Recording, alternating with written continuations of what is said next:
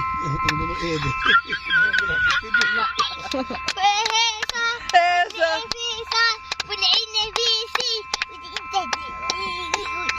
جودي بقى لها اسنان.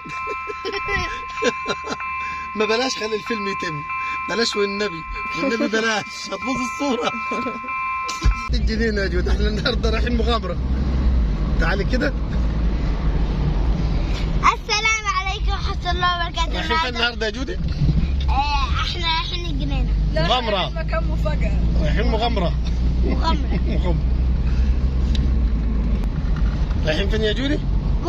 بين العين. بين العين؟ ايه ده بيجي لك اسنان اهو، اطلعي كده شويه عشان اشوف اسنانك، اطلعي ناحيه القزاز. ايه ده فيها اسنان اهو، ايه الحلاوه دي؟ ما شاء الله، الشغل ده بيتكلف والله. الأول كانت عندي اسنان خالص. راحت فين السنان في الاول؟ كانت السوسة كانت. السوسه كلتهم ولا الحلويات والشيبسي وحاجات برا المضروبه دي؟ تعبتينا يا جودي معاك. الدكتورة اتأخرت قوي، هي بتعمل الأسنان ما تعبتش. الدكتورة شاطرة.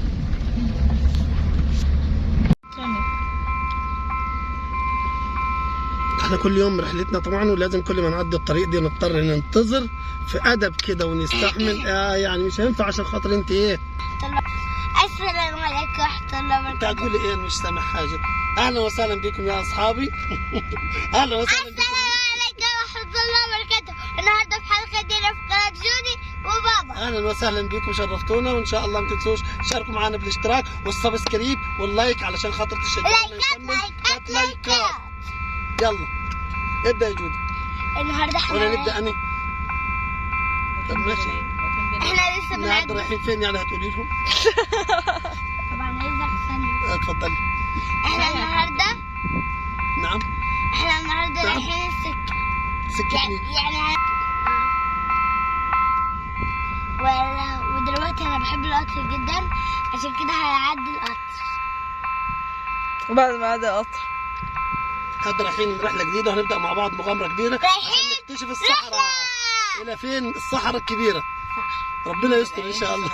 ايوه، وهنبدا معاكم المشوار والرحله بتاعتنا. طبعا الساعه 12 الجو جميل، ما فيهوش يا جو جميل ازاي بس؟ وتحس انه عاطفي كده، والحمد لله الشمس طالعه مشرقه، يعني حاسين بضوء النهار وجمال الشمس. ايوه الحمد لله ما كانش جمال الليل. عم احمد مين ده؟ رايح خالص يعني، ربنا يستر. بس هنكمل. نقولوا ايه ده؟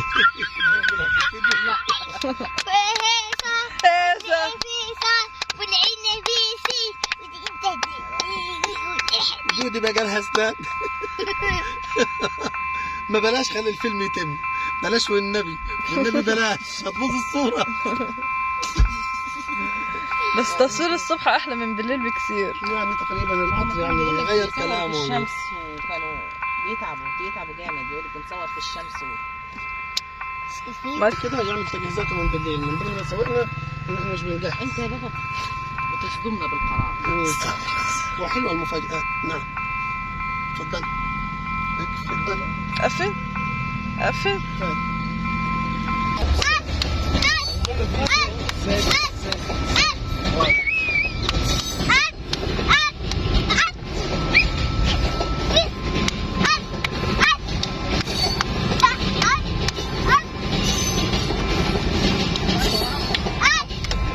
انا بضرب. ايوه حبيبي، بس انا بسوق دلوقتي تتكلم، ما ينفعش ابص عليك. ماشي؟ قاعد تصورني تجيلي وانا معاك. انت اتكلم. لا انا هتكلم دلوقتي، اقول يعلم انت بكم ان شاء اتكلم الله. انت. واحنا معاكم في رحله طويله دلوقتي، وهنشوف ربنا يسهل يا رب. الحمد لله الطريق حلوه كويسه، وباذن الله يعدي اليوم على خير، وهنبدا معاكم جولتنا. معاكم احنا ما استعدناش على فكره، ولذلك عندنا حاجات كتير ناقصه، ما عملناش حسابنا في الميه. يا ترى جبتوا الشاي؟ جبنا الشاي الحمد لله، بس هو طبعا ايه ده بس احنا لسه ما جبناش الاكل. حامل، والحاجات والادوات بتاعتنا اغلبها مش موجوده. لسه ما جبناش الاكل يا اصدقاء. هنجيب في الطريق، للاسف هناخد اكل سفاري في الطريق عشان برضه ما عملناش حسابنا في تجهيز الاكل، وهي جات القرار مفاجئ كده ومعاك الله يا يعني حبكات. هو فين وعيش فين وخلاص. ثانية كده انا بصور. خلينا نقول له حته عشان يسمعوا عايزين نكمل. بالجبنه ولا ايه؟ ايه؟ ميكس باللحمه اصل ايه؟ ولا ميكس توكس؟ ميكس تويست. شايفين الورد يا أصدقاء؟ شايفين الورد؟ ده كلها الدنيا ورد. انت ورده اصلا يا جودي. على وردة حاجة حلوة ورد. الحلو زيها. مش عارف حسبوها دي. هنروحوا الجنينة ولا لا؟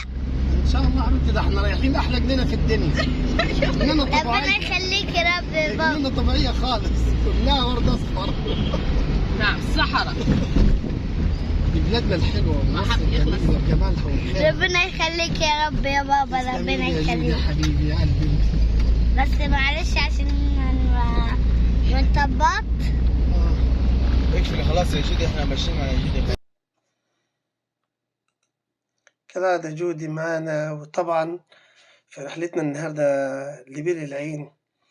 وبير العين مكان يعتبر جميل جدا، وهو معلم سياحي أو ديني، ومعلم سياحي ديني فعلا، وبيحكي قصة جميلة جدا عن العبادة وعن التوجه إلى الله وعن الزهد في الدنيا، وإن ربنا برضو الحمد لله يكرم عباده. خلال الرحلة دي طبعا إحنا مرينا يعتبر بده طريق الكورنيش، ومرين بنهر النيل، ونقدر نقول إن إحنا النهاردة بنستمتع بإن إحنا نطلع في جولة علشان خاطر هنمارس نوع من الترحال، وهيكون برغبة وبحب مننا إن إحنا نقدر نروح المناطق دي ونتجول فيها ونستكشف في سوهاج حاجات تاني كتير. المنطقة طبعا منطقة يعتبر صحراوية، إحنا بنحاول نشق طريقنا دلوقتي، واخدين اتجاهنا عشان نعدي شرق النيل، وطبعا بنعدي في المرحلة دي بطريق الكورنيش بالكامل، وربنا يسهل بإذن الله، علشان خاطر احنا بعد المنطقة دي هنبتدي ندخل على اتجاه المحافظة وناخد نفس الطريق. عايز اقول ان هو طريقه سهل جدا وطريقه بسيطة مش صعبة. بتطلع وتاخد اتجاه الشرق طبعا، وبتعدي الكورنيش وكوبري النيل، وتنزل على المناطق والعمران اللي انت شايفه ده. ودي يعتبر من المناطق الجديدة الحلوة اللي افتتحها الكوبري الجديد، وفتح المناطق دي، ويعتبر شريان جديد ومعلم قوي احنا قدرنا نستمتع بيه. هنا طبعا بنمشي ما بين البيوت والمزارع والطرق الريفية علشان خاطر يعني نقدر نوصل لهدفنا. المنطقة جميلة جدا وبيئة زراعية، وبصراحة فيها هواء نقي وجميل وصحي. وعلى فكرة يعني الزراعة والخضرة بتغطي أغلب المنطقة دي، بتغطيها جميل. هنا طبعا معنا جودي ومعنا أحمد ومعنا هدير، وإحنا طالعين في رحلة بصراحة وفي جو يعني عائلي علشان خاطر نقدر نقضي يوم، وأحاول أعرف الأولاد فيه ببعض المناطق اللي هي موجودة في بلدهم واللي هي في نفس الوقت لازم يروحوها. ودايما بنقول إن من المزارات الدينية والمزارات الجميلة إنك أنت تستكشف يعني بلدك وتعرف الحاجات الحلوة اللي فيها.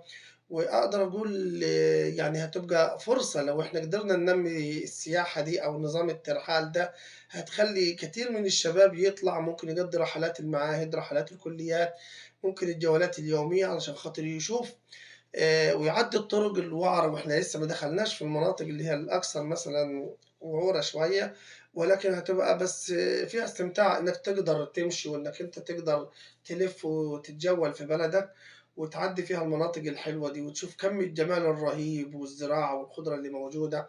وبعدين تطلع منها على جو صحراوي جف جدا، يعني تخيل كم الخضرة وكم الاستكشاف اللي احنا فيه.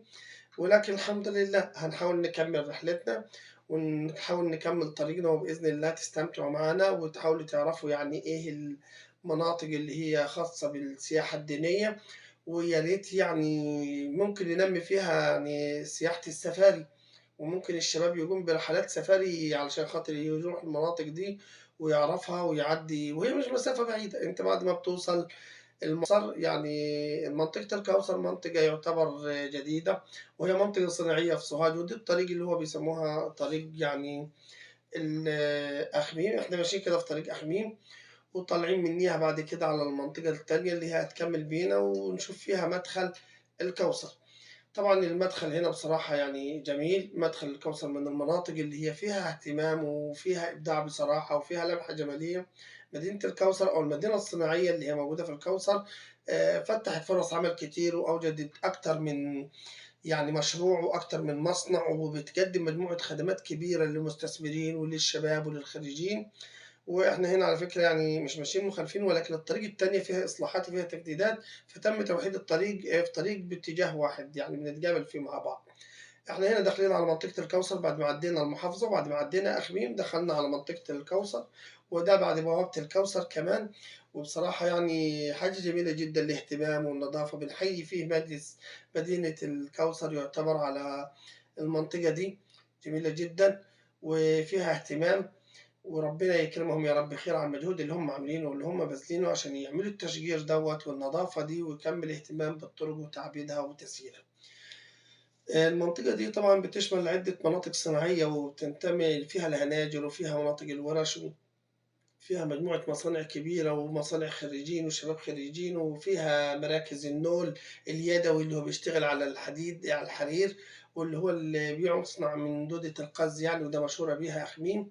وفيها مجموعة كبيرة من النول ومراكز العائلات اللي هي قدروا يدوها فرص عمل وسكن ونول ينتجوا بيه.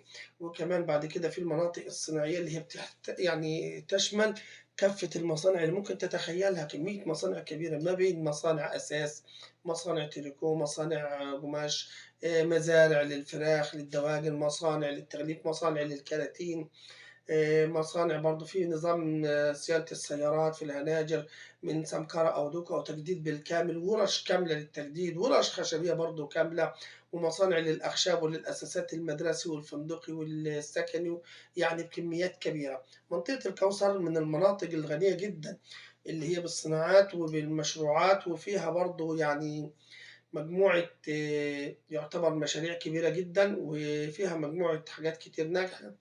الحمد لله الحمد لله بنحاول إن إحنا يعني نشرح لكم بعض الحاجات اللي موجودة في بلدنا. طبعا معانا جودي، وجودي عمالة طبعا تستكشف المكان وإحنا مش بترحمنا يا طريق، وإحنا بنحاول نكمل على كده علشان خاطر نقدر نشوف المنطقة بتاعتنا ونشوف إيه اللي فيها. وربنا يسهل يا رب بإذن الله نكمل طريق الكوثر. وإحنا ماشيين هنا في قلب الكوثر دلوقتي، بنحاول إن إحنا نعدي المفارق علشان نوصل لمناطق اللي بتدخلنا على طريق بير العين، ده رمز في الميدان.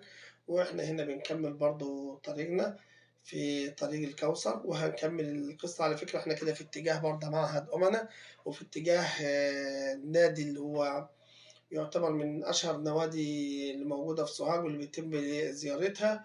وبرضه في حديقة الأطفال هناك، وفي مجموعة في النادي كبيرة جدا من الألعاب والمراجيح والمظلات والتند ومساحات كبيرة للألعاب والملاهي والمخيم السياحي، وفيها أكتر من حاجة بصراحة جميلة تشجع على الزيارة. الكوثر منطقة حلوة وجديدة وناشئة، وبصراحة يعني أثبتت وجودها ودايما كنا بننتقل إليها. احنا هنا بدأت تظهر معانا المناطق الصحراوية، وبدأنا يعني نقرب من مدخل يعتبر الطريق اللي هيودينا على بير العين تقريبا، ده معهد الأمناوي. يعني هي المناطق دي الحمد لله موجودة ومن الحاجات الكويسة جدا واللي هي بتميز الكوثر بمعالمه.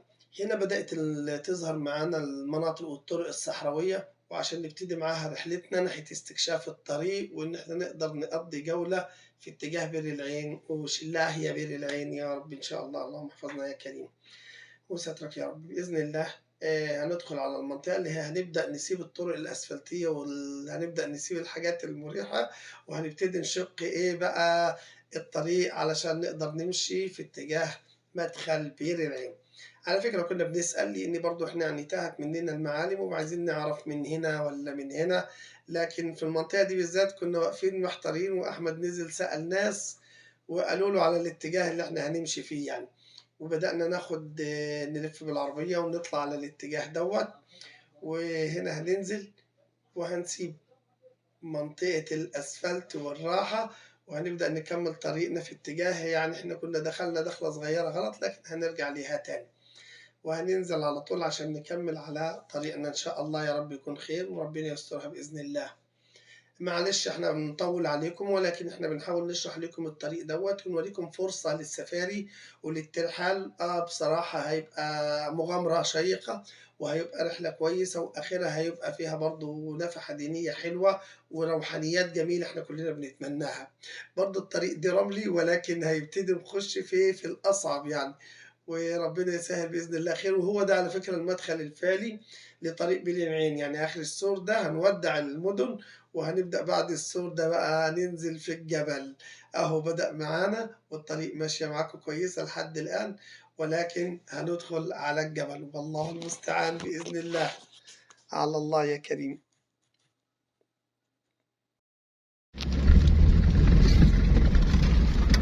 طريق البير العين طبعا بكل يعني ما فيها، طبعا بصراحة هي مغامرة، يعني مش متوقع الواحد انه يكون بالقوة دي الجبل ولا الشمس، لكن هنخوض التجربة ان شاء الله.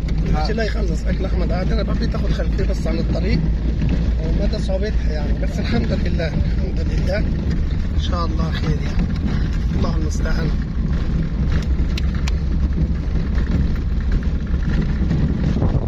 الطريق الى بير العين، رحلة لاستكشاف بير العين والمجدون، واحدة من معالم صهاج ومن المناطق يا لهوي يعني ده اسمها جو وقعت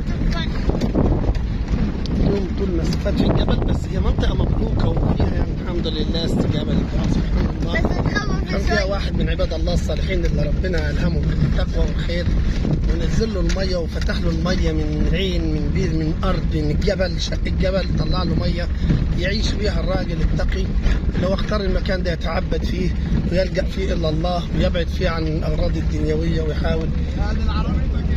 حاضر يا غالي. الله الله، وربنا إن شاء الله يغفر لنا وليكم ويتقبل أعمال وأعمالنا ويجعلها من الصالحات المقبولة إن شاء الله يا رب العالمين. معالم يعني على الطريق يعني إن شاء الله خير إن شاء الله خير. اللهم سترك يا كريم. سيبها بقى خلاص يا بابا، انا هنصور والله انا هنصور. هو في حاجة غلط أنا حاسة. تفضل شغال كده يا أحمد عشان مش شايفه. هات يا بابا استنى كده دقيقة.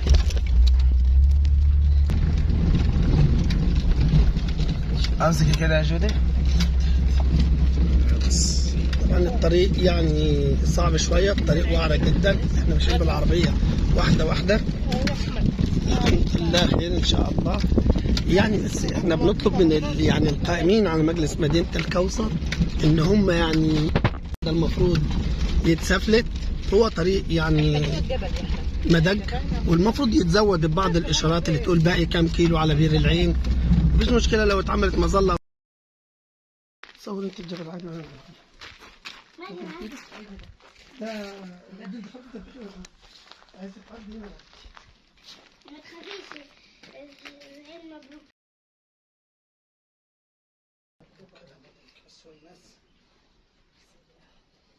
عين مبروك عين مبروك. وشفت فراشة. صوري عادي وممكن سجل. وصلنا هنا بير العين الحمد لله بسلامة الله، نحمد الله ونشكر فضله، ويا رب اللهم نسألك الستر والصحة والعافية إن شاء الله، ويا رب اللهم نصرك اللهم نصرك يا كريم. يعني احنا اولا يعني شلاه يا بير العين، احنا هنا في مكان يعتبر مبروك الحمد لله، ويمكن هنوريكم برضو من ضمن المعجزات الموجودة في المكان ده، برغم كل الجبال اللي مشيناها والصحراء اللي مشيناها دي كلها، هناك في طبعا عين مية، وهنا برضك في عين مية الناس يعني كانت بتيجي فيها وكده، وهتشوف المية زرعها لهم بالكامل. تمام يعني صراحة اللهم صل على النبي ما شاء الله عليها يعني.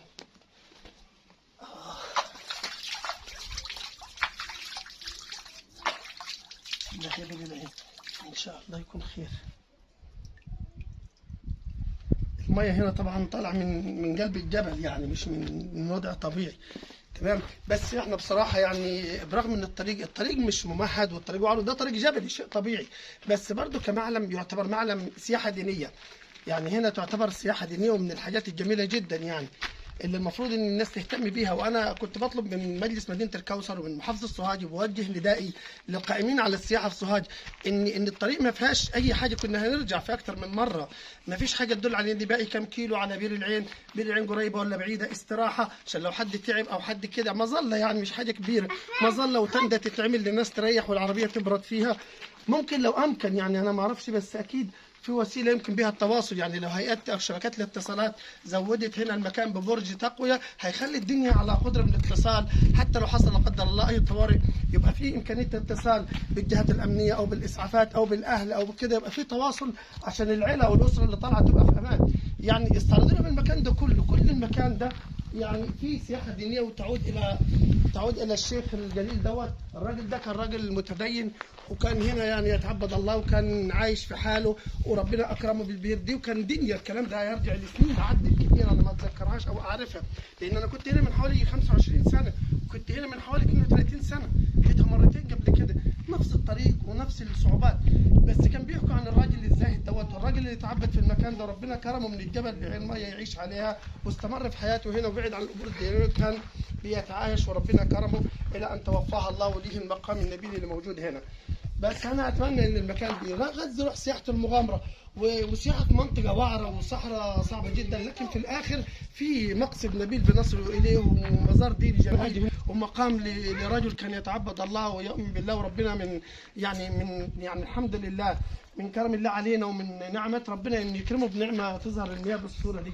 طبعا انا اتمنى ان انا التقي بكم دايما، ولكن حبيت انوه، لا ما ترميش طوب، حبيت انوه عن جمال المكان وعن حبنا ليه، وان انا كنت مصر ان ليه شهرين من ادياني ان المكان.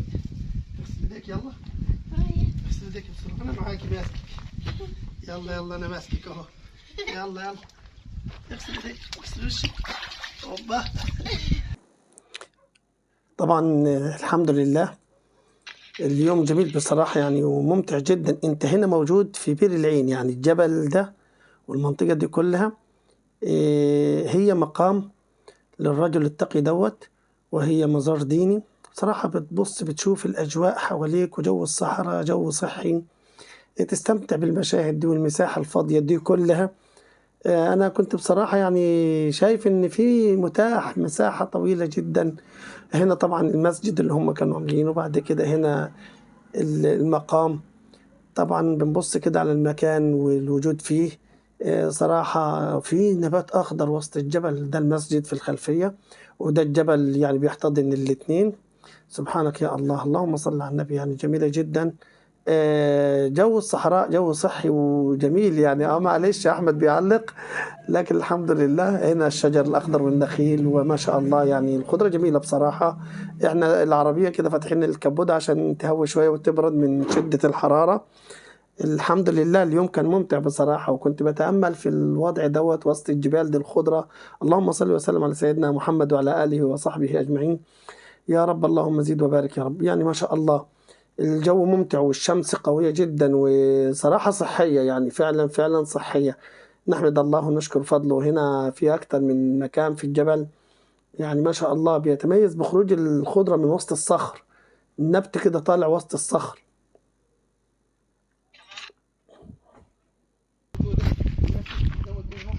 ندري ان شاء الله، ندري علينا نوفيه ربنا ان شاء الله، وربنا يسترها معانا. الوضع هنا جميل بصراحه، ويمكن مكان للتخييم ومكان للسفاري وللسياحه الدينيه رائع جدا واكثر من رائع. واحنا ندمنا ان شاء الله برضك ان كرمنا ربنا هنحاول نحط 3 علامات على الاقل على الطريق توضح المسافات ما بين بئر العين والكوثر، ونحاول نعمل منها يعني علامات ارشاديه. ان شاء الله انت ييسر الامر يا رب عشمانين في الله خير. كمان احنا هنجيب معانا ابويا وهنحاول ندهن الحاجات اللي كاتبه فيها الناس دي، لان المفروض مقام الشيخ ما يكونش بالصوره دي يا احمد.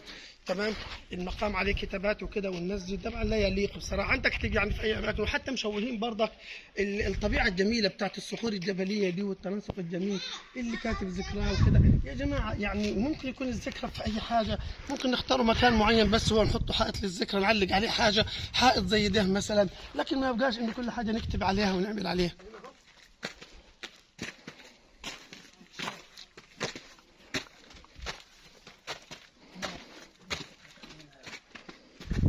أنا خايفة تسلق يعني.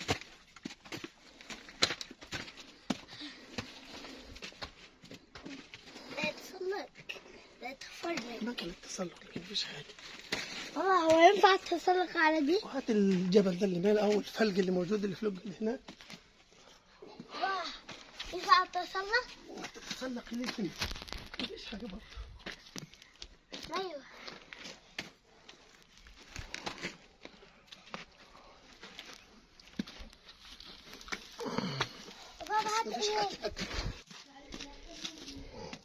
دي ترمبة المية. ايوه اشرح لي مجدي هنا هتشتغل ازاي. دي هيتحط لها عدل وشك. ايوه دي هيتحط لها شوية مية وتدور كده لحد ما تجيب مية. وهنا العين.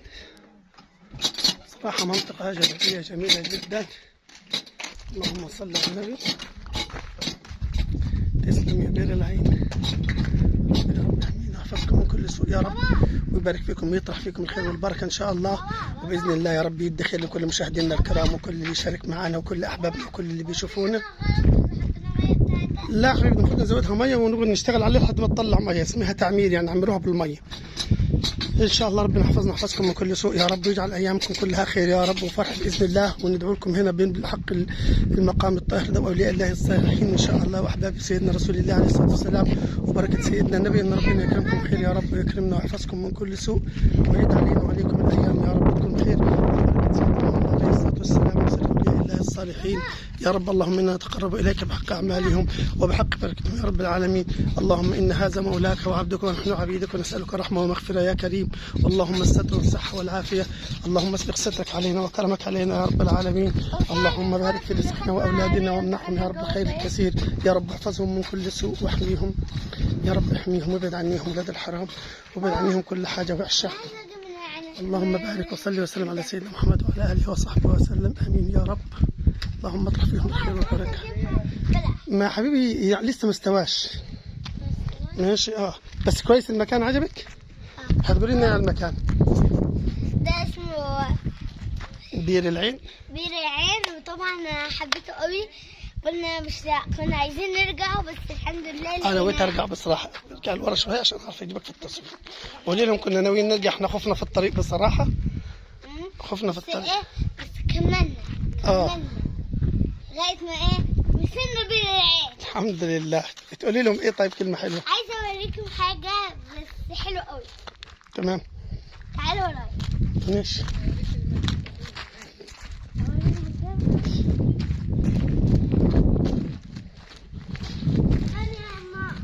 المية يا أحمد، المية محتاجينها، ولما الحصيرة وحطها مكانها يا أحمد.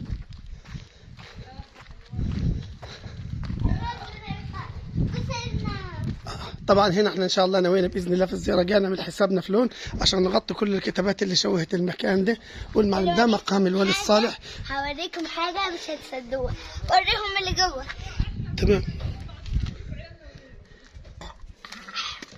ده مقام الولي الصالح. تمام يا جولي. استني هوريكم الثاني ده. ده المسجد.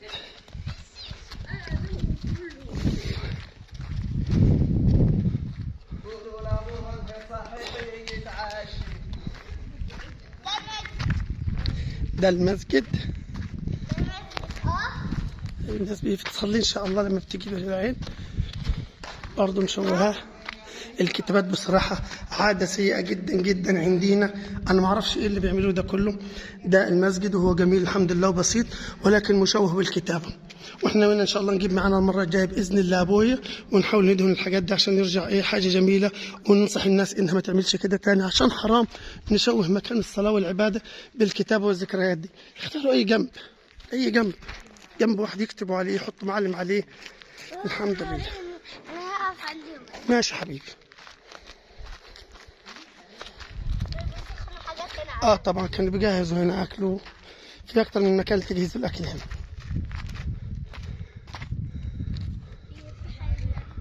في حاجات غريبه هنا ما اعرفش ايه، شفناها مع اليوتيوب. هندين هم ما اعرفش ايه. دي هيمشوا. لا هنا في العربية. اللي مش بيركنوها هيدخل الناحية التانية. ماشي حبيبي. هيدخل جوه شوية. وديت الأهرام بس دي أحجار يعني. دي أحجار مش بيتعمل منها زي الأحجار. حجار أهرام أي حاجة. تمام.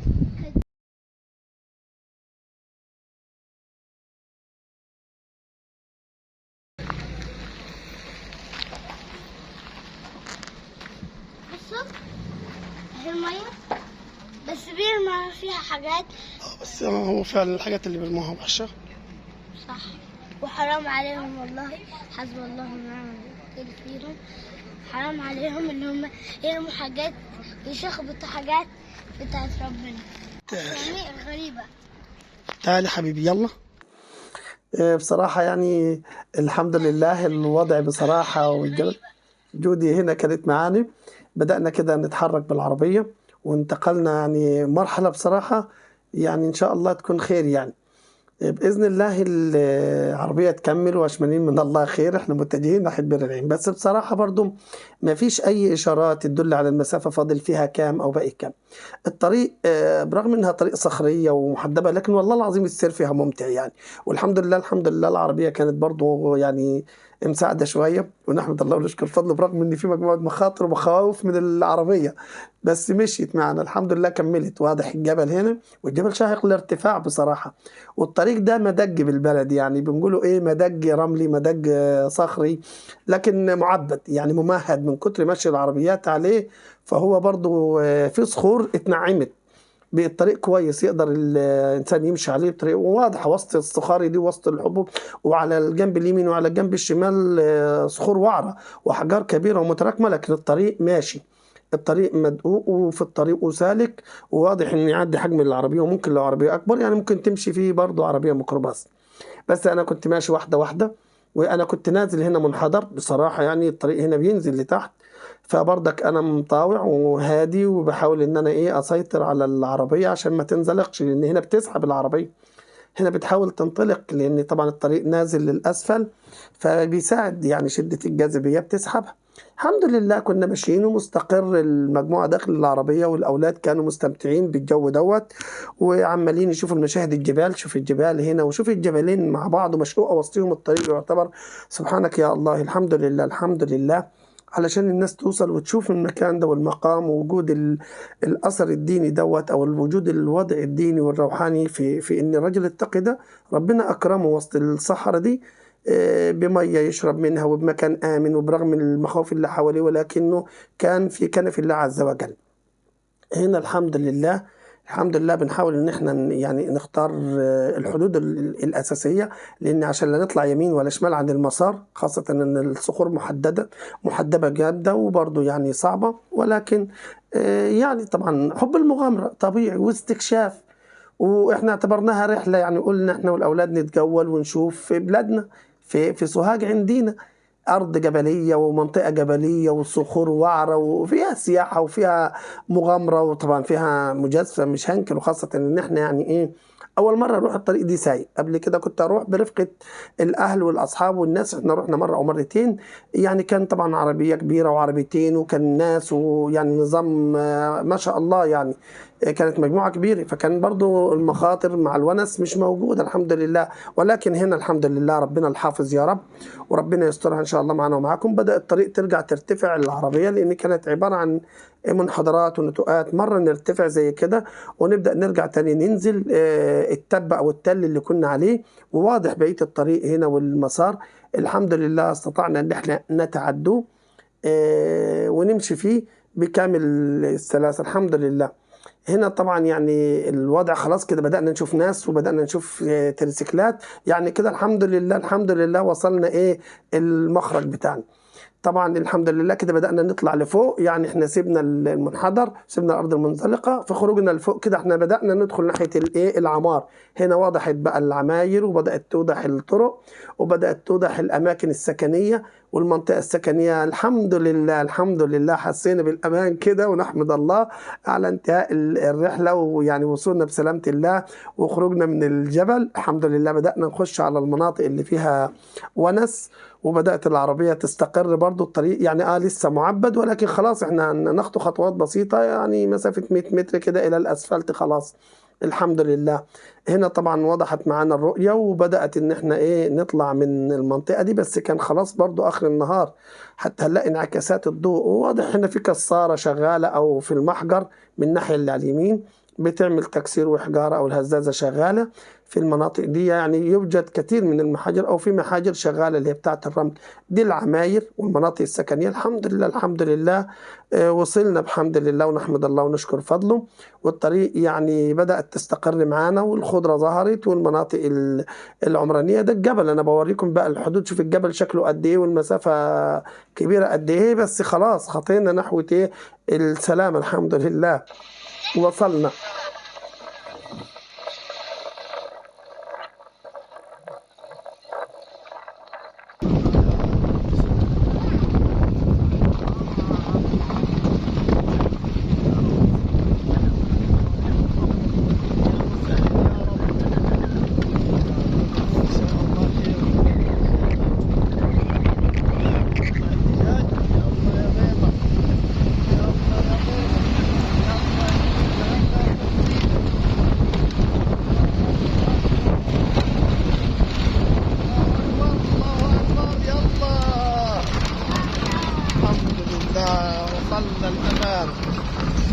وصلنا الأمان، الحمد لله على السلامة، الوداع. كل ده جبل. سلام يا عم. كنا فين يا جدعان؟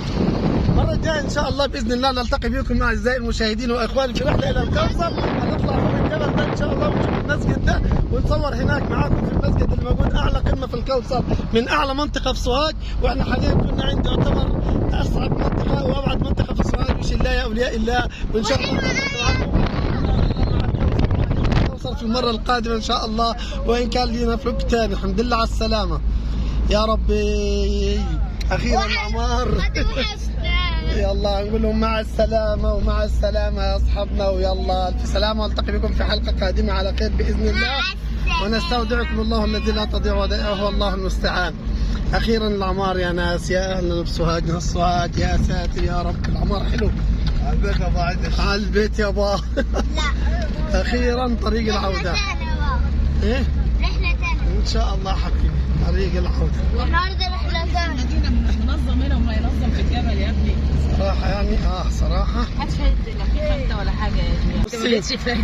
بس أقول لك حاجة، الكاوتشات اللي معي ضعيفة، كنت متوقع إن الطريق أمهد عن كده.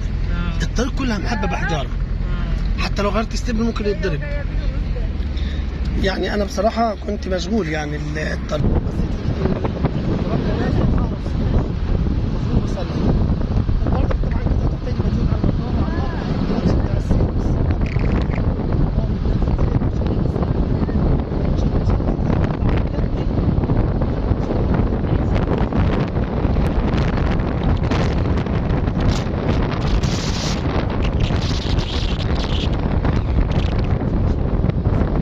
يا حبيبي هيجيبوا لك وردة.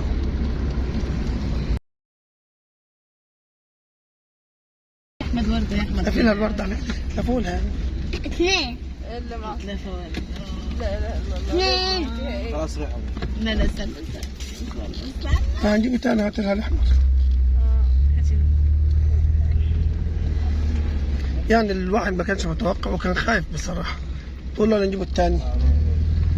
يعني أنا صراحة قلت طبعا الطريق صعبة وعرة جدا.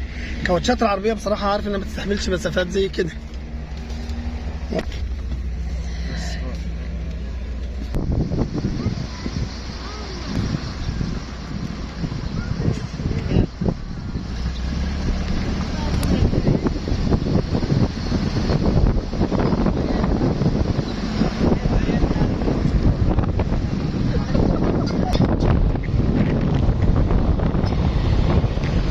يعني من ضمن المخاوف برضه السير ممكن ما يكملش ويتقطع. طب وبعدين بصراحه برضه قلت المنطقه دي جايز بالليل هي منطقه مبروكه الحمد لله. طب هل بالليل بيطلع ديابه او تطلع حاجه هنتعامل ازاي؟ حتى لو عايز تغير كاوتش او كده مش هينفع. فترددت وانتم بصراحه رعبتوني. والله رعبتوني يعني مش بسهوله احنا مبرده. الحمد لله احنا لكلكناها يعتبر مش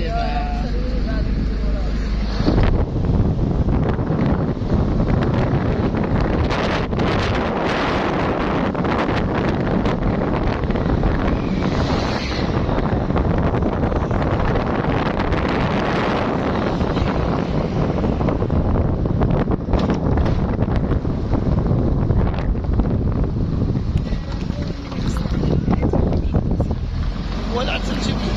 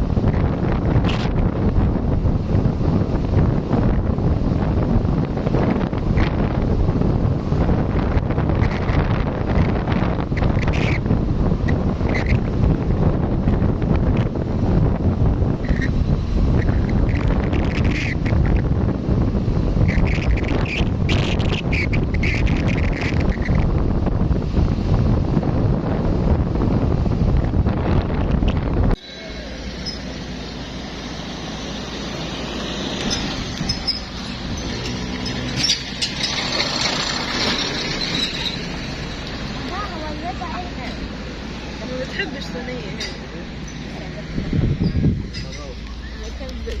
ليه؟ فكر معاك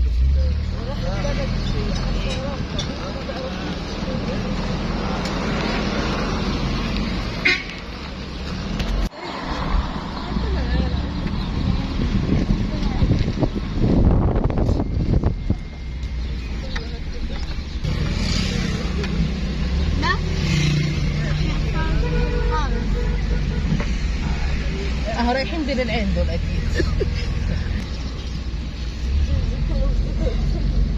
كده عايزه تلبس السلوبيت عشان تلعب براحتك. أنا مش دعوة يا بابا، قلتلنا تاني طعمه. هات ما يشرب. رجعنا ليكم تاني، وطبعا احنا هنا بنودع الكوثر وبنقول مع سلامة الله، وبنتحرك ان شاء الله في طريق العودة، ودي بوابة الكوثر واحنا طالعين منيها. وطبعا احنا يعني يمكن طولنا عليكم في بعض التوضيحات والشروح، ولكن هنا بنقول يلا طريق الكوثر مع السلامة. ودي الطريق اللي هي يعتبر بتطلعنا من بوابة الكوثر، وبنكمل منها على الطريق في اتجاه سوهاج.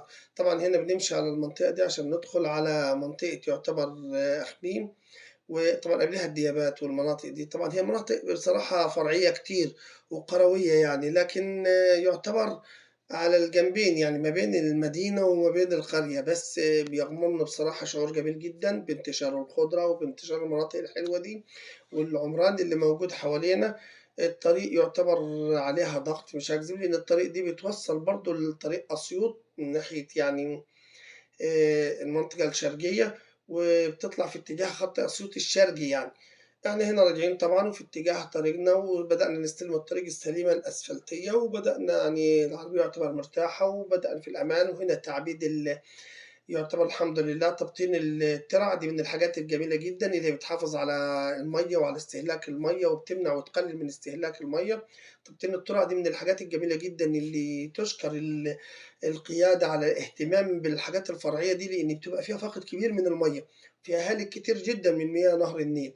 التبطين ده بيعمل نوع من النظافة، وبيمنع وجود الطحالب، وبيمنع وجود الميكروبات والمخلفات الضارة، وسهل التنظيف، وبيحافظ على المية، وبيمنع امتصاص التربة المجاورة للمية وسحبها، ويوفر فقد كبير قوي. طبعا من المشروعات الجميلة. والطريق دي على فكرة كان لسه فيها بقية التمهيد، وبيكملوا بقية تبطين الترعة قدام واضح بقية المكن والمعدات، وهي ترعة طويلة بصراحة، ولكن تم تبطينها وده المعدات والمكن، والشغل برضو جاري على قدم وساق. الله يا رب يبارك فيهم ويجعل فيهم الخير دايما يا رب. وهو واضح قدامكم يعني ازاي بتتشق الطرق وازاي بتتشق التبطين. هنا طبعا بنكمل طريقنا، واحنا كده بدأنا يعني نطلع من منطقة الكوثر. يعني هنا هناخد المدخل اللي جاي وهنبتدي ننزل في اتجاه ان شاء الله على اتجاه أخميم. الرحلة كانت جميلة واستمتعنا بجو من الروحانيات ونوع من المغامرة. ومش هكذب عليكم يعني أنا هقول لكم إن أنا حصل عندي مجموعة مخاوف كبيرة جدا جدا، لأني أنا ورايح بدأت أتذكر إن العربية يعني ضعيفة شوية، والعربية طبعا كرسي ده موديل قديم، وكان عندي بعض المشاكل في الدينامو، وأقول يا رب يسلم. كنت خايف قوي خالص جدا ليتقطع السير بتاع الدينامو. صراحة كان يعني هيبقى صعب، لأن المنطقة كلها صحراوية زي ما انتم شفتوا، وواضح ان الطريق كلها. وعلى فكرة احنا كان من ضمن الحاجات عشان كان برضه احنا بنستكشف الطريق يا ترى بعيدة قريب، وانا وقفت وفكرت ارجع. يعني انا مريت برضه مرحلة عصبية لان معي الاولاد وكده، وخوف عليهم وخوف من المناطق، واتذكرت ان السير ضعيف وكان ما ينفعش ارجع. يعني الاولاد قالوا هنكمل يا بابا يعني، وشجعوني ان احنا نكمل. وربنا الحافظ يا جماعة، والله العظيم والله العظيم انا يعلم ربنا باعصابي انا وماشي ازاي لما افتكرت موضوع السير. الحمد لله يعني. عفوا عفوا شاء الكريم ان ربنا يسترها وان احنا نكمل طريقنا، والحمد لله نجحت الرحلة برضه، ورحنا وصلنا بير العين. وكان لفت نظرنا ان مفيش اي معلم يقول باقي 6 كيلو باقي 5 كيلو. هي تقريبا المسافة من اخر سور دخلنا منه لحد بير العين 6 كيلو، ده انا استهبل العربية في اثناء العودة. لكن احنا ورايحين ما كناش عارفين دول 6 ولا 10 ولا 2 ولا 4 ولا 20، فبدأت مخاوف كتير تتوجس للواحد. وحتى نوينا وقلنا إن شاء الله يا رب في الزيارة الجاية ربنا يكرمنا هنوفر حوالي 3 أو 4 علامات حديدية هنعملهم مخصوص عند الحداد، وهنكتب عليهم باقي 2 كيلو باقي 3 كيلو باقي 6 كيلو عشان نوضح للزاير إن بير العين على مسافة قريبة وهي 6 كيلو، فيفهم إن باقي 6 كيلو، ولما نمشي 2 أو 3 كيلو هنقول باقي 3 كيلو باقي 2 كيلو باقي كيلو على بير العين عشان الناس تبقى ماشية مطمنة. هنحاول نعمل كده إرشادات ب3 لوحات أو 4 إرشاديين هنعملهم تطوعا، وربنا إن شاء الله يكرمنا يا رب ونقدر نوفي بالوعد. وفي ندر تاني على الله بإذن الله هتكونوا معانا فيه لما ربنا يسهل، لأن احنا قدرنا إن احنا نغير الكتابة والألوان ونعمل لون يمسح الكتابة والبهدلة اللي عاملاها الناس على المكان هناك. وربنا يا رب يقدرنا لو في حاجة تانية إن شاء الله في نية بحاجة أكبر، فربنا الله المستعان بإذن الله يا رب يوفقنا ونقدر نحقق الندر اللي علينا. بير العين منطقة جميلة ومنطقة سياحية، وهي برضك تعتبر طرق وعرة وبتشجع على سياحة المغامرة، لكن في الآخر بتلاقي معلم ديني جميل جدا جدا، وبتلاقي روحانيات جميلة، وتشوف بقى مدى يعني سبحان الله ازاي الجبل بيتشق وبيطلع منه مية، وازاي البير طالعة في وسط الجبل وكده. واحنا بنأخذ على بعض التصرفات ان هي كان في بعض الملوثات والاوراق وكده، ولكن يعني ربنا يكرمهم ان شاء الله خير، يبقى في نوع من الاهتمام ويوصل ليها يد العناية بإذن الله اللي تقدر توفر نوع من الاهتمام بالمكان وتديله ناحية جمالية. راجعين على طريقنا اهو بنعدي الكورنيش تاني بنرجع للغرب، هنعدي نهر النيل من الشرق دلوقتي هنعدي على الكوبري الجديد للغرب. ونهر النيل هنا بيقسم يعتبر المنطقة دي، وهو جميل بيدينا فكرة خالص حلوة عن اللي احنا فيه. عايز أقول برضك إن المنطقة بتاعت بير العين برغم جمالها وبرغم المنطقة وما فيها رغم من السياحة الدينية هي مظل كتير من الأهالي والأسر لمعتقدات كتير، وإحنا هنا عندنا المعتقدات الدينية والمعتقدات الروحية، وفي حاجات ارتباطات نفسية هتلاقي الناس ليها ميول وليها أفكار إنها تزور يعني المكان وإنها تتبارك بيه، أو إنه يطلع بس هو جولة وهو رحلة وبيطلع فيها مجموعة الأهل وبتبقى احتفالية جميلة جدا. رهبة المكان وطول الرحلة والطريق ووعورتها بيخلي الناس في تآلف وفي حكى طول الطريق وفي حواديت وبيمروا بتجارب. أنا مش هكذب عليكم يعني أنا عن نفسي كنت أنا وماشي مرعوب، لكن برضك الحمد لله نحمد الله ونشكر فضله، ربنا هو الحافظ لكل شيء ويد العناية الإلهية موجودة الحمد لله، وربنا يطبطب على قلوبكم يا رب بالخير دايما. قدرنا إن احنا نكمل وراحت مخاوفي واتبددت مجرد ما شفنا بداية المعالم بتاعة المسجد وبتاعة بير العين، وكملنا طريقنا. وكان العربية يعني الله يستر أصلا الحمد لله الحمد لله كرمتنا خير وسترت معانا، مع إنه طرق وعرة وفيها مطالع كتير وفيها منازل وفيها مغامرة، لأن برضه كان يبقى ضغط على موتور وبشد وعارف إن السيول بتتشد في اللحظة دي وأقول يا رب سلم، وخوف برضه من طريق الجبل وخوف من الأماكن لأن إحنا رايحين كان في توقيت الناس رجعت، يعني إحنا لما وصلنا هناك ما لقيناش ولا واحد. وعلى فكرة اليوم ده تبقى الناس كلها بتزور، وكانت الناس كلها برضه واخدة ذبايح وواخدة خرفان، ورحنا هناك لقينا ناس مشيت تقريبا الناس من بعد صلاة الفجر بتتوكل على بير العين. فاحنا كنا رايحين داخلين في توقيت الظهر الساعة حوالي 12 الظهر أو الساعة 1 الظهر، على فكرة احنا وصلنا هناك ما لقيناش ولا بني آدم، كانت كل الناس زارت ومشيت. طبعا بير العين ده في ناس بتبقى واخدة طبل، ناس بتبقى واخدة أهاليها، ناس بتبقى واخدة ندر عليها واخدة خرفان تذبحها، وناس بتطبخ وناس بتزف وناس بتغني وناس بتمدح. بصراحة بتبقى مواويل وكل عيلة وكل مجموعة رايحة بعربياتها، بيبقى تكدس كبير. لكن الحمد لله احنا وصلنا وزورنا برضو وشفنا المكان وتجولنا فيه، ويمكن حضرتوا معانا الجولة بتاعتنا وكانت جميلة جدا جدا واستمتعنا بيها، وكان أول مرة أولادي يشوفوا حاجة زي كده ويقفوا في المكان، ويعني بصراحة فيها مغامرة. وبشجع الشباب وبشجع الناس إنها تتحرك على الأقل، إن دي نوع من الترحال ونوع من السفر أو السياحة للمناطق الدينية اللي هي تعتبر بإذن الله من المزارات السياحية تعتبر في سوهاج. وبرجو برضو من الهيئات وبرضو من مجلس مدينة الكوثر وبرضو من وزارة الشباب أو إدارة الشباب والرياضة إن توجه عناية الناس وتضيف يعني الطريق دوت كطريق للسياحة أو السفاري الدينية، تضيفه للمنشورات أو توضح عنه معلومات، لأن بصراحة مزار برضه وطريق يحتاج الإنسان يمر بيها وبيعدي بيبقى مبسوط جدا إن كان في التجربة دي. رحلة بير العين رحلة مشوقة جدا وفيها نوع من المغامرة، وممكن تبقى ملتقى للشباب وممكن تبقى ملتقى للأهل وللأصدقاء، وممكن تبقى مزار سياحي ديني كبير يشار إليه. يعني لو اهتمينا كمان شوية بالطرق بتاعته يعني نوضح للناس بعض المعلومات هنا. الأولاد طبعا يعني في منتهى السعادة، يعني أحمد بيعمل حاجات غريبة يعني، لكن يمشي الحال الحمد لله الحمد لله. يعني ده توك توك مليان حاجات غريبة، يعني عاملين لعب وحاجات بطريقة ظريفة.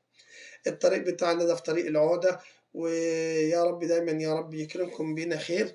ونوجه يعني عناية السادة المشاهدين والإخوة الأعزاء إن أنا الفيديو ممكن يكون طويل شوية، ولكن أنا يعني أنا برجو منكم دعمكم لينا في القناة بالاشتراك، وبرجو دعمكم لينا برضو باللايك. يعني يا ريت يعني تشاركوا ومشاركة في القناة.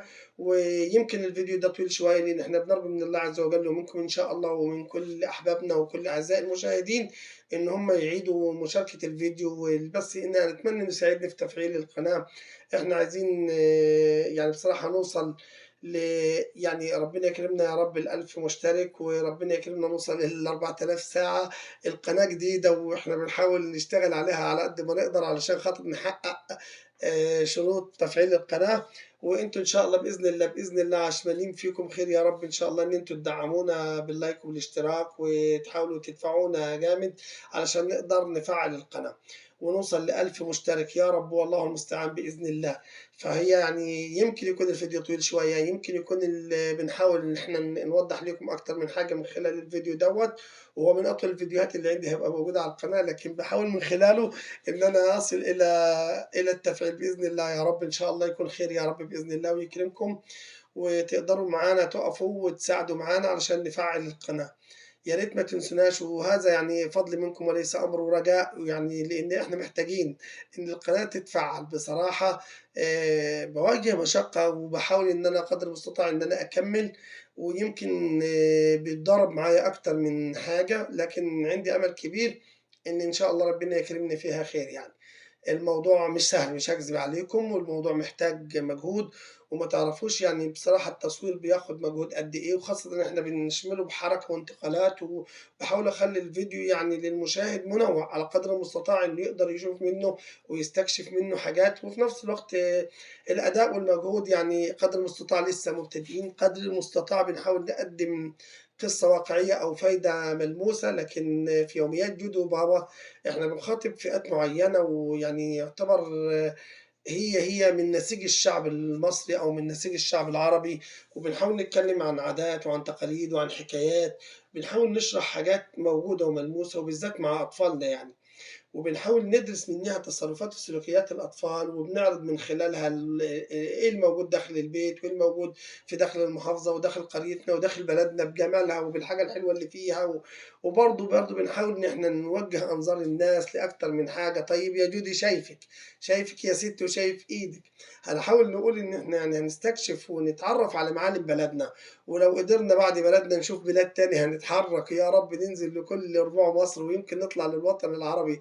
أنا أتمنى إن إحنا نتحرك في كل مكان على أرض مصر الحبيبة وعلى أرض الوطن العربي، ونزور كل الدول العربية الشقيقة، ونحاول نعرف إيه الحلو في كل بلد وإيه المعالم اللي موجودة فيها وإيه العادات وإيه طبايع الشعوب دي وإيه ملابسهم وإيه مزاراتهم وإيه معالمهم اللي موجودة. يعني بصراحة عايزين ننقل لكم صورة كاملة من الواقع، زي ما أنا بتحرك كده وبشوف أماكن وبنشوفها وبنقول لكم الأماكن دي موجودة عندنا في بلدنا، وممكن يكون الناس ما تعرفهاش وممكن الناس تعرفها، ولسه في حاجات تاني هنروح لها. يعني مش عايز اقول لكم برضه صور جميله جدا على فكره. يعني احنا من ضمن الحاجات معبد ابيدوس، واللي نتمنى باذن الله ان ناخد جوله ليه، لان معبد ابيدوس ده معلم سياحي جميل جدا، ومن المعابد اللي يعتبر الجنائزيه، ومن المعابد الكبيره واللي ليها اثر كبير كان في مصر. وفي قصه يعني برضه هشير إليها وهيبقى لها حلقة خاصة إن شاء الله. القصة دي عن أم سيتي، ودي كاهنة فرعونية. يعني الغريب جدا جدا بس سبحان الله ربنا قادر على كل شيء. الكاهنة الفرعونية دي رجعت في جسد طفلة كان اسمها دورسي بريطانية على ما أظن، أغمى عليها أو شبه ماتت، ولما فاقت بعد كده واكتشف إنها سليمة كانت بتتكلم لغة غير طبيعية. مش عايز أقول لكم دورسي دي لما كبرت بقت هي أم سيتي، وبقت بتعشق الفراعنة وبقت تجري في المعبد. حتى لما دخلت المعبد هناك على المتحف وراحت ناحية قسم الفرعونيات جريت وقريت الحاجة كأن تعرفها وبقت تبص رجليهم. درسي دي كاهنة فرعونية رجعت وبتحكي قصتها يعني. وعلى فكرة قعدت ونزلت مصر ونزلت لحد معبد سيتي، لأن هي كانت تقريبا نشأت فيه وكانت حافظاه بالكامل، وبرغم إنها بريطانية ولا هي جسدا لكن روحا كان كاهنة فرعونية. وبقت تعمل طقوسها وتتعامل في المعبد بنفس الطقوس الفرعونية، وشرحت ووضحت كتير من الآثار ومن الخبايا. فأنا مش هطول عليكم. في سوهاج في حاجات كتير غير معبد أبيدوس وغير اللي هي العربة المدفونة زي ما بيسموها. وطبعا برضو عندنا هناك كان برضو متحف خاص بالتحنيط. ولينا مع بعض حلقة كبيرة إن شاء الله وزيارة تاني تستمتعوا فيها بزيارة أبيدوس ونشوف معلم سياحي موجود تاني في سوهاج. هدفنا إن احنا نستكشف ونحاول نساعدكم إن انتوا تعرفوا المناطق دي ونقدر نقضي عليها نوع من السياحة وإن الشباب يتحرك وينتقل إليها.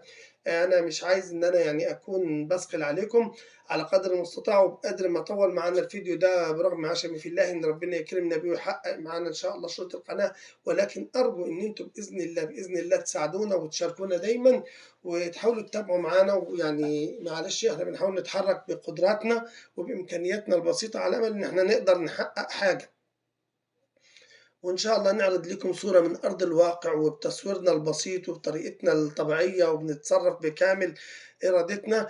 أنا سعيد جدا جدا إن أنا كنت معاكم في الحلقة دي وإن أنا نقلت لكم من أرض الواقع ومن أرض سوهاج ومن أرض الكوثر ومن أرض بير العين، منطقة غاية في الجمال والروعة ويقدر يستمتع بيها أغلب شبابنا وأغلب أهالينا ويقدر يقضوا معاهم يوم جميل وفرصة سعيدة جدا. وألف ألف ألف سلامة ليكم، يا رب نلتقي بكم دائما على خير في حفظ الله رعايته ودمتم سالمين بإذن الله. دي جميلة جدا ويمكن بنعيد لكم الطريق لأن بصراحة الواحد يعني شاف المشهد وشاف الكوثر وشاف الوضع. الطريق بصراحة يعني بيفتح النفس كده، وعلى جانب الطريق خضرة من الناحيتين والأرصفة منسقة، وبصراحة الطريق ده سليم وجميل وفيه اهتمام وبنشكر بيه يعني إدارة يعني مجلس مدينة الكوثر والمحافظة وبرضه محافظة سوهاج عموما، لأن المدخل والطريق ده الله أكبر عليه ما شاء الله حاجة كده جميلة وتشرف بصراحة، وفيه اهتمام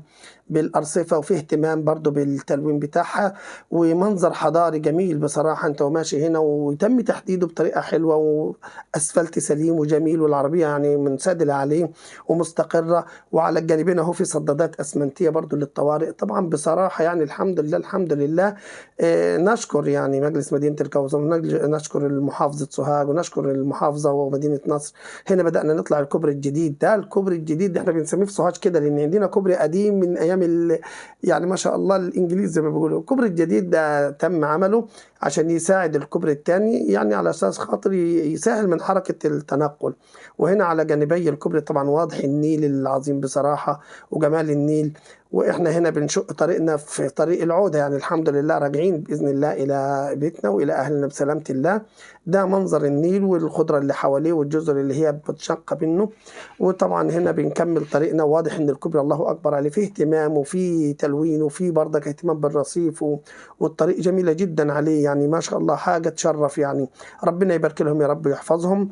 وطبعا إن شاء الله يعني ربنا يديمها نعمة يا رب ويحفظها لينا من الزوال إن شاء الله. هنا طبعا بردك دخول المنطقة واضح إن هي يعني منطقة فيها اهتمام بالتشجير، فيها اهتمام بالمدخل بتاع الكوثر. طبعا دي عودة اللقطة تاني يعني نقدر نقول باك يعني عشان نشوف مدخل مدينة الكوثر وأفكركم إن إحنا كنا فين. وده المدخل الجميل بصراحة اللي أنشئ لما تم تصميم المنطقة الصناعية وبيدي رمز جميل وعليه رمز محافظة سوهاج. ده مدخل الكوثر برضو لا يقل جمالا ولا اهتماما عن التاني في بدايته. طبعا التشجير موجود وإن كان في بعض الإصلاحات. طبعا حفظ الله يعني إيه مصر يا رب أمنة دائما إن شاء الله بقائدها يعني وأهلها إن شاء الله دوما سالمين. فرصة سعيدة أعزائي المشاهدين وشكرا لحضراتكم على هذا اللقاء الجميل، وأرجو أن إن شاء الله نشوفكم دائما على خير في حفظ الله ورعايته.